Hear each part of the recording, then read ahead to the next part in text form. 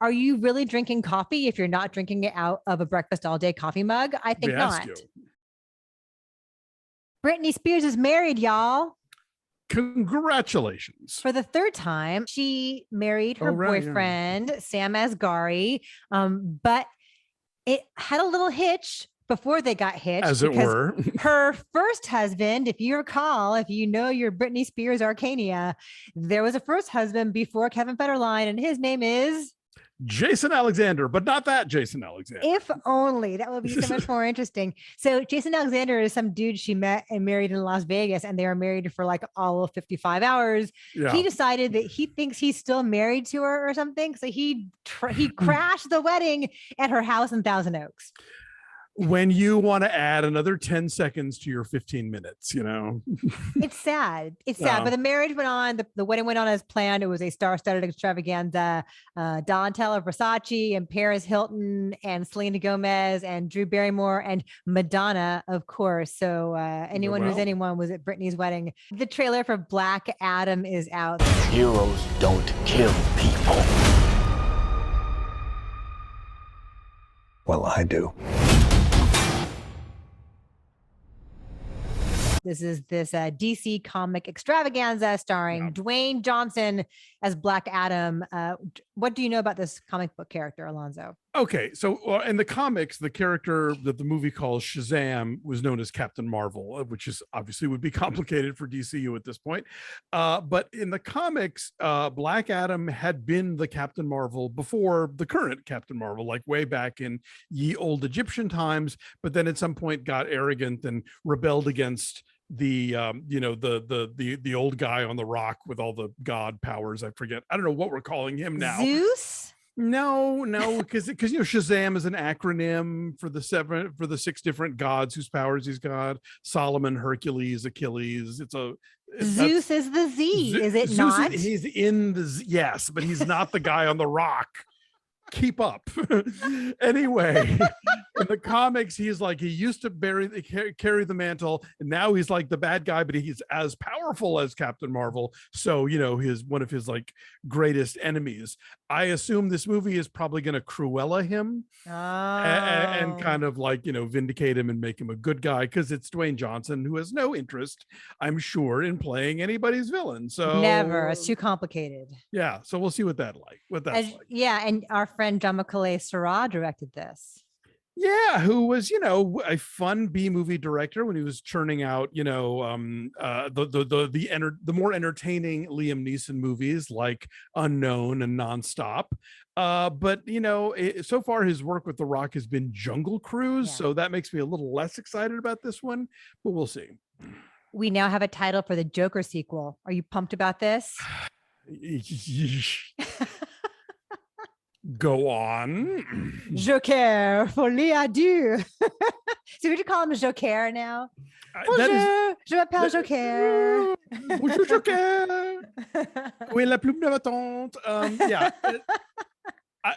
Come on. Like that we're even getting a sequel. It's like, must we? And that Todd Phillips is preciously giving it this name. It's like, I've been referring to it as Joker Pret-a-Porter, but I'm one of the few people that likes that movie. So yeah, whatever. I'd rather see Joker Pret-a-Porter. I want to see him like trying on different clothes. Working the runway with Harley Quinn. Yeah. Who doesn't want to see that movie? That is a movie that someone needs to make who is not Todd Phillips. Yes, please. I would watch that. So after much speculation and rampant gossip and hope, apparently Julia Garner has indeed been offered the role of playing Madonna in the Madonna biopic directed by Madonna. Which is got to be like one step beyond Muhammad Ali playing Muhammad Ali in the Muhammad Ali biopic, The Greatest. It's like, I guess you know what happened, or you're going to tell us your version of what happened. Sure. I mean, she looks it. She could totally do it. I've seen the side-by-side photos, and Julia Garner is an interesting actress. Yeah. I'm kind of biopicked out right now, unless you count like Benediction, which is great, and you should go see it if it's playing near you. But like, this whole like, let's impersonate famous people of recent vintage, because the Academy seems to like that genre, is really kind of working my last nerve at this point. Also, I have no hope at all that this will be any kind of interesting or complicated depiction of Madonna when Madonna is telling her own story. Julia Garner can look like her all she wants, and she looks like that Vogue Dick Tracy era Madonna, but like, I cannot imagine that we're going to see a single wart, much less warts and all. No, I mean, if anything, I think it's going to be accidentally revelatory. Like what she decides to include and how she decides to include it will be this movie will be all the subtext. Basically, it's not about what you're seeing, it's about what you're not seeing and how you're seeing what you are seeing. And so who the hell knows? There's going to be more Ghostbusters. More Ghostbusters are coming. Woohoo. And Okay. it's like, it's way too many Ghostbusters. I think we're all Ghostbustered out, but it was popular. And so they're going to do more of them. So there's going to be an animated Ghostbusters movie and a live action sequel to Ghostbusters Afterlife. Again, I feel like we have explored all of this in a satisfactory fashion. I mean, yeah, I think you go back to that first movie and it's entertaining and I see why it resonates and people continue to love it, but it's pretty self-contained. Like it's not begging for further adventures of these characters. I think it should just be what it is. Anyway, the franchise train keeps rolling. Nothing we can do about it. Right, they're coming, and yeah, we're talking about Jurassic World Dominion later on. So there's no creativity. Along those lines, Universal is re-releasing E.T. and Jaws in IMAX, and it'd be cool to see Jaws in IMAX, I think. But then, would it be even more obvious how fake the shark looks? Well, I mean that's certainly a thing. I mean, I think it's good that this is happening like while Spielberg is alive and is clearly QCing everything, signing off on everything, like being the sort of the guy in charge of this. Because like in addition to IMAX, Jaws is coming out in 3D. So not Jaws 3D, because there's a Jaws 3D, no, right? not Jaws 3. Yes, that's a whole other kettle of sharks.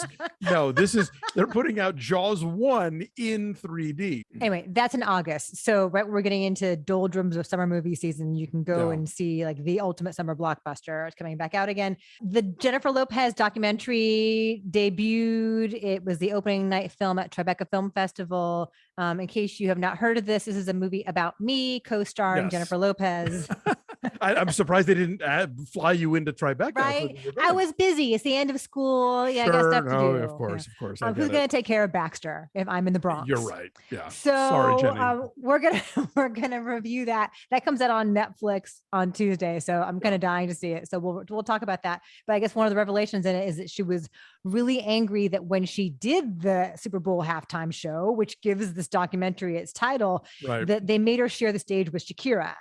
Yes, apparently not happy about that from the reviews I've read. Yeah. And that makes total sense in retrospect. Like watching the show, I'm like, this is thrilling. This is a blast. This is hugely entertaining. This is how it should be done always. And then to now learn, retroactively, like, oh, she didn't want it this way.